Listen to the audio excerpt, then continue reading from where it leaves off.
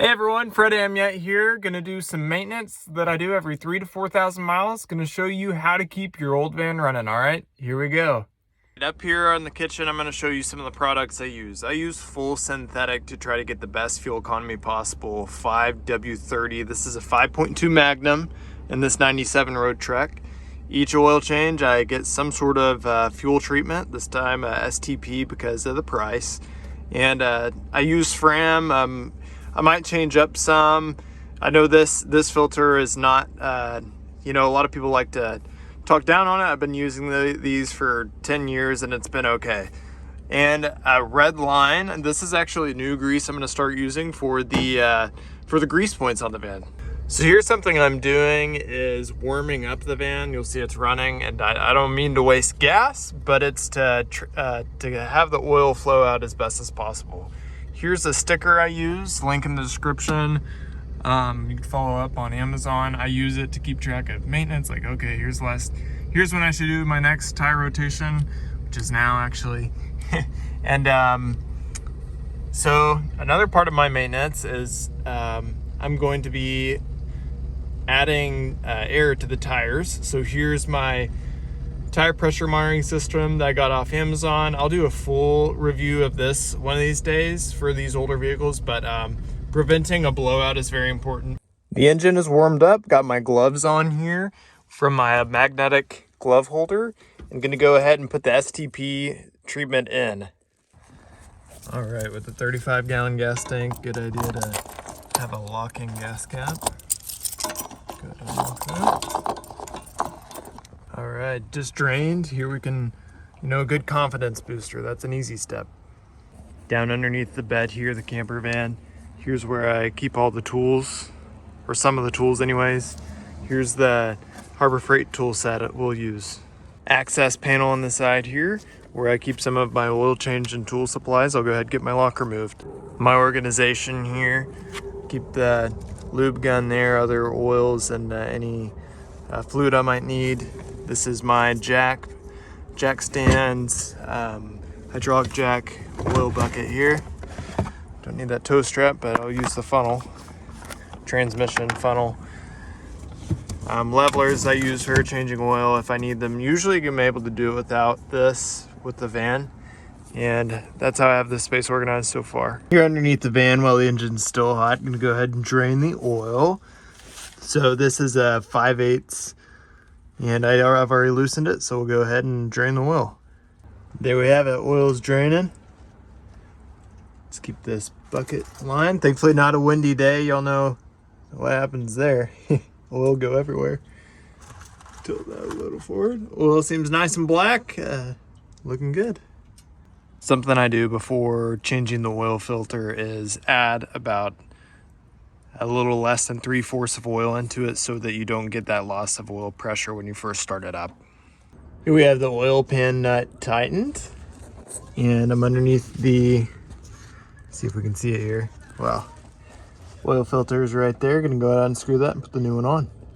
There we are, brand new oil filter on there. You see a little bit of oil I'll wipe off, but put some oil around the O-ring on there and good to go. And now we're gonna fill it up with oil. Here's the old oil. Now I'm gonna go ahead and fill up the van with the new oil here. And here's my synthetic SuperTech oil that I use every 3,000 to 4,000 miles.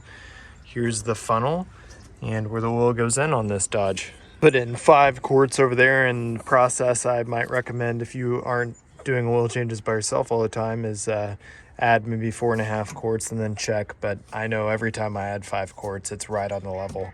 But I'm gonna go ahead and start the engine and then let the oil drip down to check a final level just to make sure. Right in the van, gonna let the oil drain down. Now's a good time to check fluids. So from left to right, and just do a general check on the engine bay. This is why I do oil changes myself, so I can get eyes on everything and just make sure everything's doing okay. I know they're cheap, but I find that this is actually quicker than waiting in line. So left to right, headlight I see now, because I'm doing this, that hey, this is faded. I should go over this again. You'll see my link in the description on the video on buffing these out, but that's time due again. I already know I need to change this transistor. I would pop this, but it's hot, but I'll check the overflow. I see some coolant down there. Windshield wiper fluid, that's good. We can look for any corrosion around here. Still looking good. Check your brake fluid. Might be doing okay. Here, see in there, not too low. Might want to add some, which if you're running low on brake fluid, there's probably a leak. Just did that, and I'll go ahead and check the transmission fluid as well. Very important in these Dodges, they go through transmissions like no one's business. Something I do as well, squeeze the tube, see if it's got pressure in it even after 5-10 minutes of setting. That's a good sign. Check the belt. I'll get a visual on down here. This is a new belt, Gator belt, highly recommend. Put that in the description. Check got the Accel coil down there, you see? I kind of twisted the steering shaft, see if there's excessive play. Now I'm gonna reach down here, check the power steering fluid. We got the new Redline tube installed here. So let's crawl into the van and hit all the grease zerks. Grease zerks we've hit so far. Here we got tie rod end, upper and lower ball joints. We got this inner, I forget what it's called, inner tie rod situation. Got a zerk here and a zerk here. Let's go to the other side and keep hitting these grease zerks. And something too, another reason why I do these 3,000, 4,000 mile oil changes myself, I'm grabbing on all these along the way, you know, shaking them, see if anything's loose. It's really a safety check. No one cares as much about your vehicle as you do.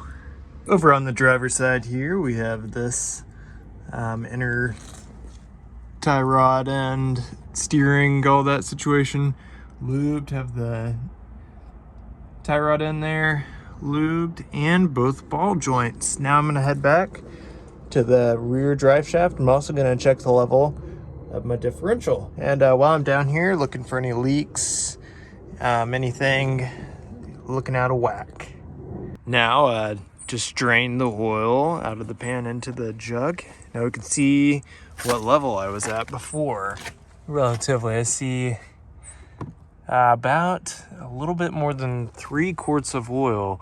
There'd be some residues, so I bet to say 3.5 is what I was at. So probably a 1.5 quart low. That's why I need to check more often. But this Dodge is probably needing a plenum repair. Here I am at the rear diff of the van. For this cover, it's a rubber cover. You want to crack that open a little bit to see if it's still at that level of that drain cover, and mine is. One of the upgrades I want to do to the van is to replace this differential fluid with some Redline or Royal Purple, since it's long intervals between, maybe pick up some fuel economy and efficiency. But looking good back here, no greasable U-joint here. I'm going to check the one at the transmission just to see. I haven't checked it before. So almost done with undercarriage. Here's my onboard quote-unquote tire fill kit. So got this 12-volt tire inflator, and I go directly to the battery because with these I've blown too many fuses and I just don't want the hassle. So got this extension, we'll hook it up to the battery, turn on the van, and start filling tires.